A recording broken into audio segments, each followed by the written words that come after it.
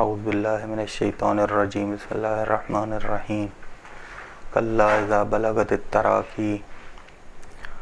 گفتگو ہماری جاری تھی سورہ قیامت کے حوالے سے کہ سورہ قیامت کی آیت نمبر 26 سے لے کے 40 تک کی تفسیر ہے۔ یہ آخری درس ہے سورہ قیامت کا۔ کلا اذا بلغت التراقی، ایسا ہرگز نہیں کہ تم اس دنیا میں ہمیشہ رہو، جب تمہاری جان گلے تک آ کے پہنچ جائے گی تو حقیقت سمجھ جاؤ گے۔ یہ جملہ ان کے عمل کو رد کر رہا ہے۔ ان کا عمل یہ تھا کہ دنیا کو آخرت پر ترجیح دیتے تھے۔ گویا خداوند عالم ان سے فرما رہا ہے کہ اس عمل اور رفتار سے دور ہو جاؤ کہ تم دنیا کو آخرت پر ترجیح دیتے ہو۔ تمہاری مادی زندگی دائمی نہیں ہے، جلد ہی موت تم پر نازل ہوگی، موت تم پر نازل ہوگی اور اپنے رب کے جلال کی طرف منتقل ہو جاؤ گے۔ بس اس عمل اور رفتار سے دور ہو جاؤ۔ تمہاری مادی زندگی دائمی نہیں ہے۔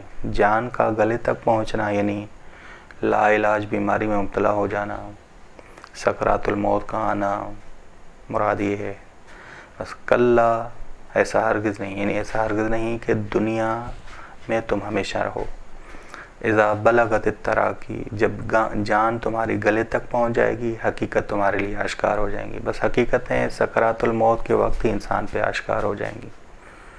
جب لا علاج بیماری انسان کو لگ جائے گی تو بہت ساری چیزیں واضح ہو جائیں گی کہ ایک نہ ایک دن اس نے مرنا ہے، کیونکہ عضو اس کے مرتے جا رہے ہیں، ایک ایک عضو انسانی جواب دیتا جاتا ہے۔ وکیل من راکن، آیت نمبر 27، اور کہا جائے گا کہ کوئی اس عذاب سے بچانے والا ہے، کوئی شفا دینے والا نہیں ہوگا، کوئی شفا دینے والا نہیں ہوگا۔ بس کوئی ان کے درد کی دوا نہیں کرے گا، کوئی ان کے درد کی دوا نہیں کرے گا، کوئی اہل و عیال اور دوستوں میں سے ان کو شفا نہیں دے سکے گا۔ بس یہ لوگ نا امید ہو جائیں گے۔ کون سے لوگ؟ جو دنیا کو آخرت پر ترجیح دیا کرتے تھے، نا امید ہو جائیں گے۔ وَظَنَّ أَنَّهُ الْفِرَاقُ، ظن بمعنی یقین ہے، وہ یقین کر لے گا کہ سکرات الموت کے وقت کے یہ وقت جدائی کا وقت ہے۔ بس یہ انسان جب سکرات الموت کے سخت حالات کا مشاہدہ کر لے گا، یقین کر لے گا کہ دنیا جس کو وہ آخرت پر ترجیح دیا کرتا تھا وہ جدا ہونے والی ہے، اس سے جدائی کا وقت آ چکا ہے۔ وَالْتَفَّتِ السَّاقُ بِالسَّاقِ، اور سکرات الموت کے وقت اس کی ایک پنڈلی دوسری پنڈلی سے لپٹ جائے گی۔ اس جملے سے مراد ہے کہ سکرات الموت کی سختی کے وقت اس کے اعضاء میں تعادل ختم ہو جائے گا، اس کے اعضاء سے روح حیات نکلنے سے ہر عضو انسانی کی موت آ جائے گی، تعادل ختم ہو جائے گا۔ اس کے ساتھ اس کے جو اعضاء ہیں اس کا ساتھ نہیں دیں گے۔ جب ساتھ نہیں دیں گے تو تعادل ختم ہو جاتا ہے۔ اِلَىٰ رَبِّكَ يَوْمَئِذٍ الْمَسَاقُ، آیت نمبر 30، تیرے رب کی طرف ہی اس دن چلنا ہوگا، اسے لے جایا جائے گا، ہانکا جائے گا۔ کلمہ مساق مصدر میمی ہے، یعنی موت سے انسان خدا کی طرف کوچ کرے گا۔ مرنے کے بعد انسان کے پاس راہ فرار نہیں ہوگی، موت سے اسے خدا کی طرف ہی ہانکا جائے گا۔ بس موت انتقال ہے، موت نابودی نہیں ہے۔ اول یہ چیز جو یہ لوگ سمجھتے تھے کہ دنیا کو ترجیح دیتے تھے، تو پھر آخرت کو جھٹلاتے تھے، کہتے تھے کہ دنیا ہی اصل زندگی ہے، یہیں جینا ہے، یہیں مرنا ہے۔ سمجھ جائیں گے کہ موت انتقالی ہے، اصل عالم تو اب شروع ہوا ہے۔ بس انسان قبر برزخی میں زندہ ہوگا، تبھی قبر برزخی کو کہا گیا ہے کہ وہ جنت کے یا تو ایک سرسبز باغ میں سے باغ ہے یا جہنم کے گڑھوں میں سے گڑھا ہے۔ ٹھیک، معصوم سے سوال ہوا کہ برزخ کا آغاز کب ہوگا، تو معصوم نے یہ ارشاد فرمایا کہ جب انسان مرے گا برزخ کا آغاز، قبر برزخی کا آغاز شروع ہو جائے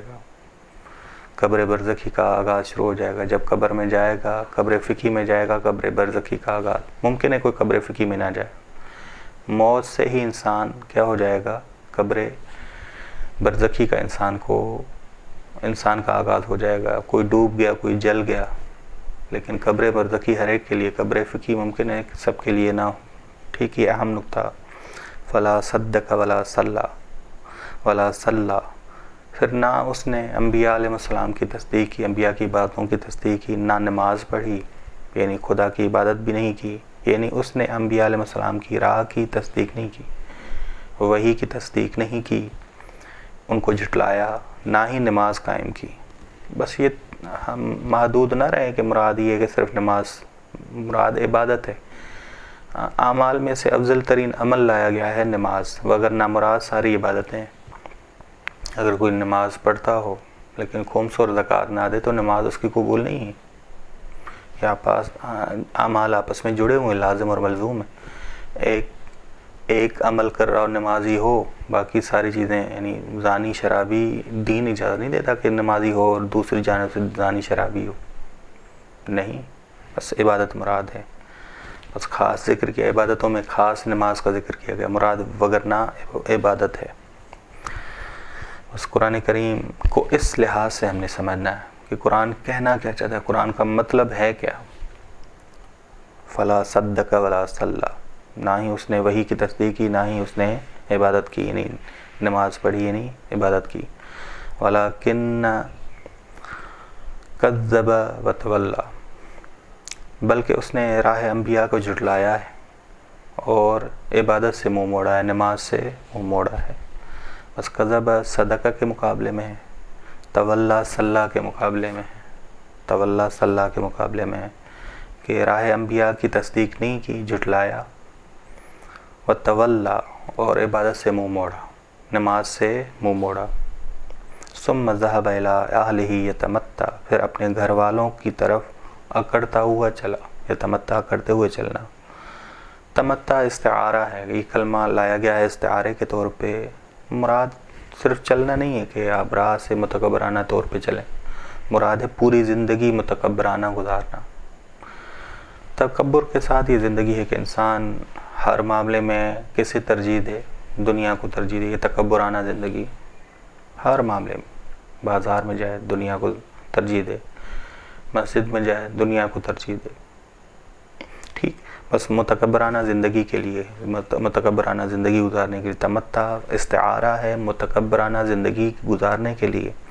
بس جو انسان حق دعوت کی تصدیق نہیں کرتا، نماز اور عبادت کی طرف نہیں جاتا، نماز اور عبادت انجام نہیں دیتا، حق دعوت کو جھٹلاتا ہے، قرآن کہتا ہے کہ متکبرانہ شخص متکبرانہ زندگی میں گزار رہا ہے.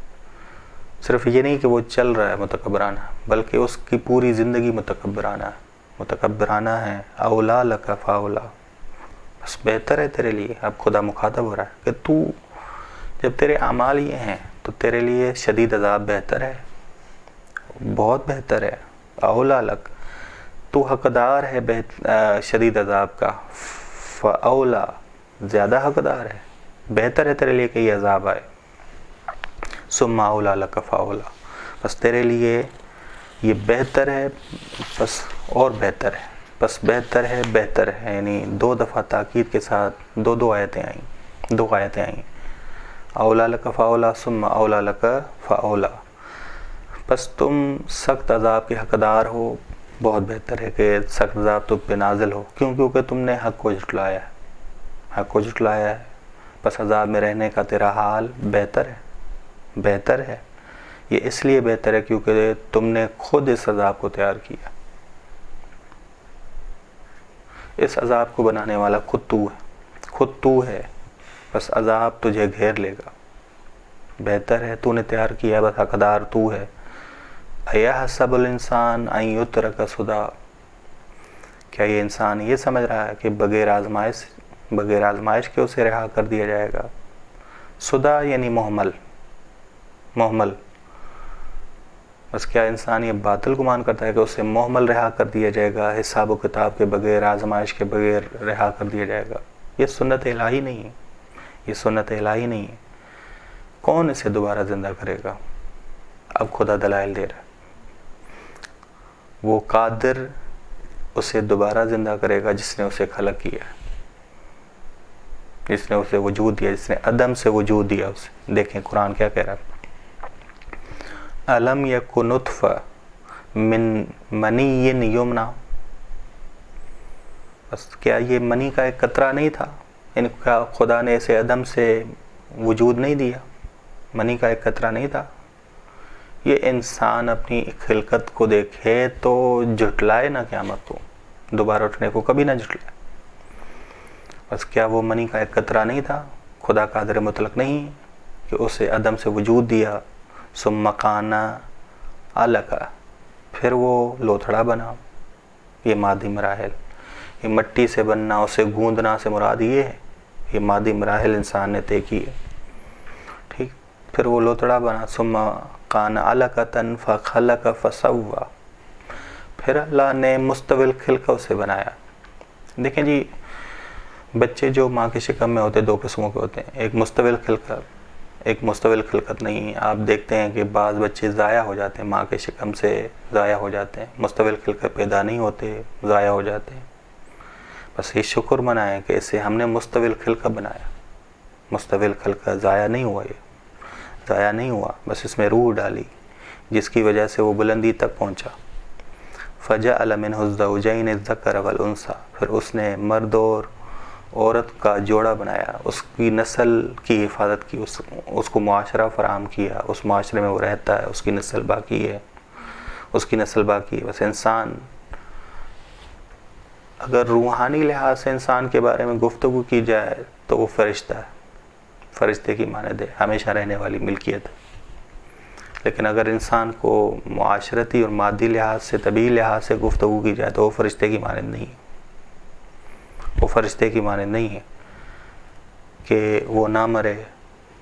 فرشتے اپنی شخصیت پر قائم ہیں، فرشتوں کو ضرورت نہیں نکاح کی، فرشتوں کو ضرورت نہیں شادی کی، شادی کی ضرورت نہیں ہے، خاندان کی ضرورت نہیں ہے۔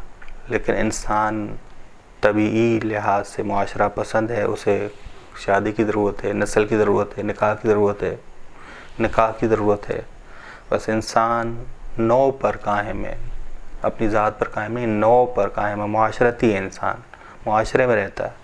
بس اسے موت آتی ہے، بس اسے نکاح اور شادی کی ضرورت ہے تاکہ اس کی نسل نیک کاموں کو برقرار رکھے، نیک کاموں کو برقرار رکھے۔ اب خدا سوال کر رہا ہے، جب ہم نے تمہیں نطفے سے بنایا، عدم سے وجود دیا، علقہ تھا، مستوی خلقہ بنایا، الیس ذالک، بس کیا خدا مردوں کو دوبارہ زندہ کرنے پہ قادر نہیں ہے؟ سوال اٹھا کے جواب بھی اسی آیت میں ہے، سبحانک اللہم بلا، پاک ہے تیری ذات، ہاں تو قادر ہے۔ بس خدا قادر ہے کیونکہ اس نے عدم سے تمہیں خلق کیا ہے، بس ہر چیز پر قادر ہے۔ بس قیامت کا انکار ممکن نہیں ہے۔ بس اس سورہ کا موضوع قیامت تھا، اس سورہ کا موضوع قیامت تھا۔ آخر میں یہ ثابت کیا گیا ہے کہ ضروری ہے قیامت کا ہونا، اور خدا ہر چیز پر قادر مطلق ہے۔ وصلی اللہ علی محمد اہل بیتہ الطیبین الطاہرین۔